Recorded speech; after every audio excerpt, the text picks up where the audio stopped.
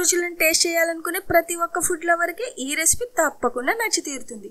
ముందుగా ఒక మూకుడులో ఆయిల్ వేసుకుని 1/2 kg చికెన్ తీసుకుని దానిలో పసుపు, అల్లం వెల్లుల్లి పేస్ట్, కారం, రుచికి తగినంత ఉప్పు వేసి మగ్గించుకున్నాక 1/2 గ్లాస్ వాటర్ పోసుకుని అన్ని కలిసేలాగా బాగా కలుపుకుని మూత పెట్టి మగ్గనివ్వాలి. తర్వాత డీప్ ఫ్రైకి సరిపడా ఆయిల్ తీసుకుని ఇక్కడ చూపించిన విధంగా వెల్లుల్లి, పచ్చిమిర్చి, ఎండుమిర్చి, సన్నని ఉల్లిపాయ చీలికలు, కరివేపాకుని అన్నింటిని ఫ్రై చేసుకుని ఒక గిన్నెలోకి తీసుకుని గోరువెచ్చగా ఉన్నప్పుడే చేత్తో కచ్చాపిచ్చా నలుపుకుని పక్కన పెట్టుకోవాలి.